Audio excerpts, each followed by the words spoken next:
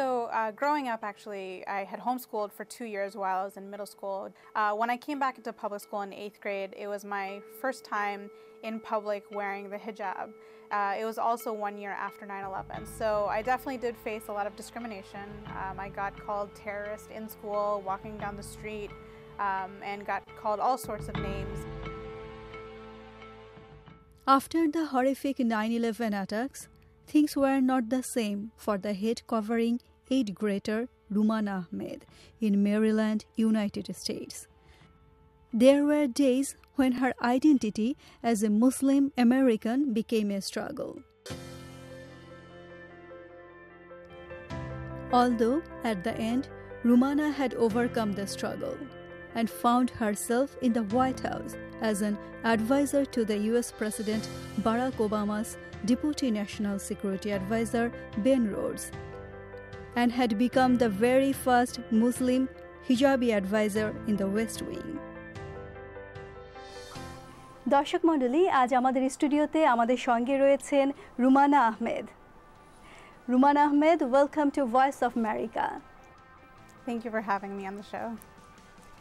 We all know that White House is a very important and powerful place, and it makes decisions, important decisions in the US and in world politics. And you are working closely with Obama advisors. Can you please tell us about your journey to the White House? Sure, absolutely. So I actually am not the typical person who had planned to work at the White House one day.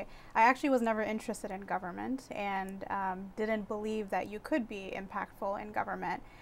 So it was actually when I was going to college at George Washington University that I decided to apply for the White House internship program, only because at that time President Obama's message of hope and change really was a source of inspiration for me. So I interned for the White House wanting to just intern for him for a short period of time.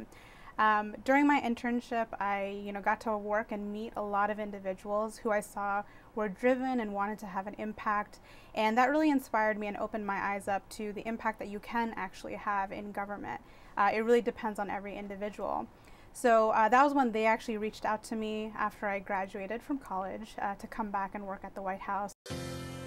Rumana Ahmed has been involved in supporting many significant initiatives under the Obama administration. She worked closely on Obama's first official visit to a U.S. mosque. For more than 1,000 years, people have been drawn to Islam's message of peace. And the very word itself, Islam, comes from salam, peace. The standard greeting is, Assalamu alaikum, peace be upon you. And like so many faiths, Islam is rooted in a commitment to compassion and mercy and justice and charity. She worked on selection of the mosque. She assisted the scriptwriter for the speech and provided suggestion of stories of young Muslim Americans impacting the course of American history. She also had a significant involvement with President Obama's historic Cuba visit. This was obviously one of the most historic moments of my generation, led by President Obama, an initiative and a policy that he's been working on. At that time, it was a top secret process, which my boss had been working on for a few years. In terms of the actual trip itself, one of the portions that I got to work on was actually working with the Cuban American community. As the president talked about in his speech while he was in Havana, in Cuba, was that this historic moment was allowed by changes and input from Cubans on the island, but also Cuban Americans on the other side of the strait. And so I had the privilege of getting to work with the Cuban American community. I organized a roundtable with the president before the trip, which he used to be able to get their input on what the message should be. What do Cubans want to hear about? What does this moment mean for not only Cubans, but also Cuban Americans who, many of whom have not been back to their country in many years. Rumana often works on women and youth entrepreneurship. From this involvement, she has stories to tell. It was actually 2 years ago that I got to travel with the Vice President Joe Biden's delegation, as well as Dr. Biden, to Morocco.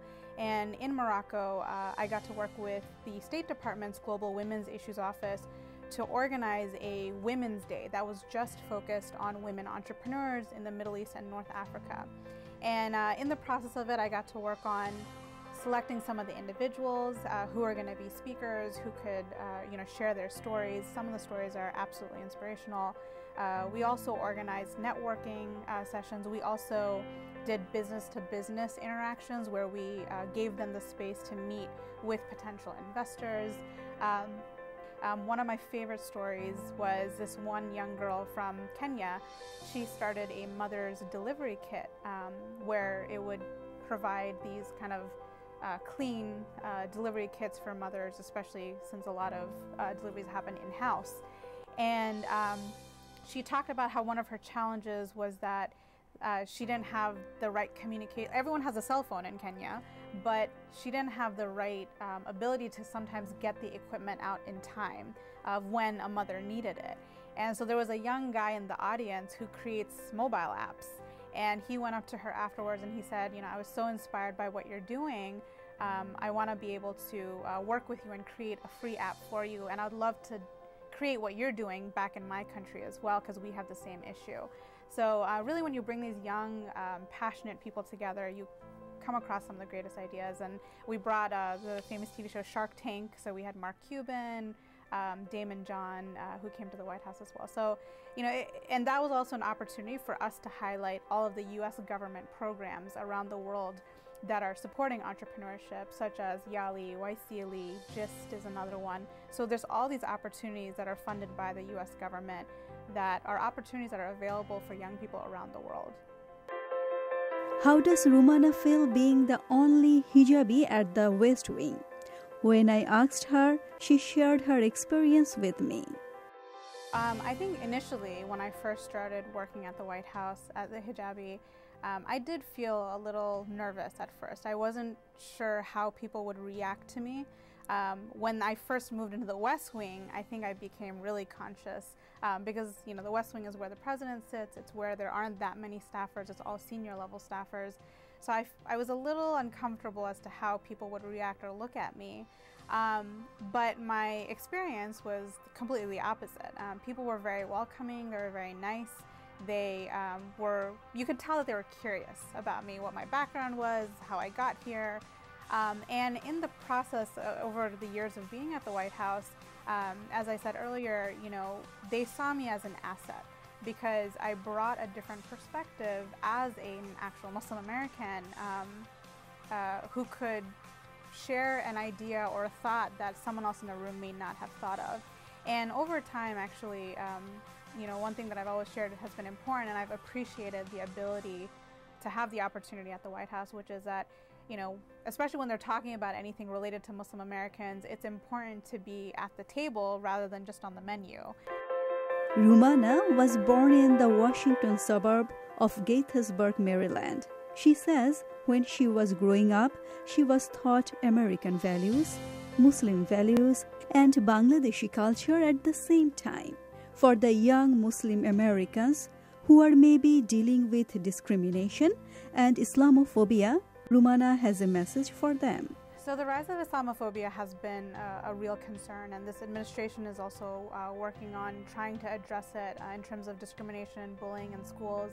One thing that I would say to the Muslim American community and to young people especially is we do have to remember that not everybody in America has met a Muslim, and actually recently I had an experience as such.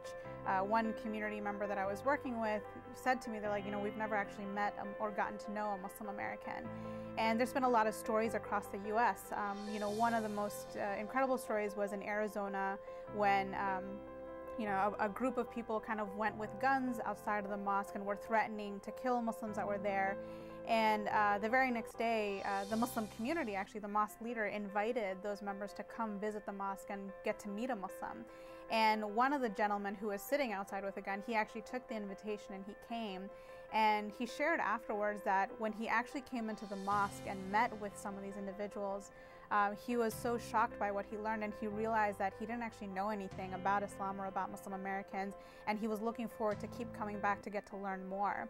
There's so many other stories like this across the US, and we have to keep that in mind, that not everybody knows everything about Islam. Aside from that, like, yes, there are people who are hateful towards Muslims.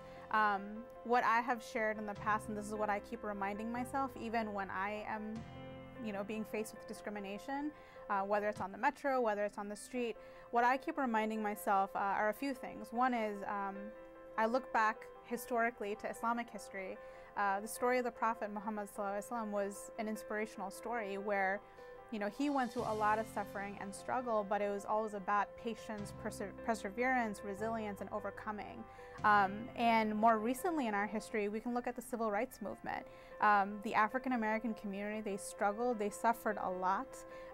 They didn't deserve it, but that struggle is what strengthened them. It's what made them stronger. It's what made more people come together. It wasn't just the African American community alone, it was many communities coming together, and you have to stand together to be able to overcome this sort of discrimination. The one advice that I would give is, sometimes we ask ourselves, what can we do? Like, what can I as an individual do in having an impact to fight against this discrimination? And I honestly think what it comes down to is you yourself, your behavior, your personality. Honestly, the way that you treat your coworker, your neighbors, your classmates, but knowledge is also important. Sometimes we think that we have all the knowledge just because we are of that faith, but we don't. And acquiring that knowledge is important. Being courageous is important, and you do have to speak up. But really, the most simple is just having a smile on your face, when you meet someone or when you're walking across the street.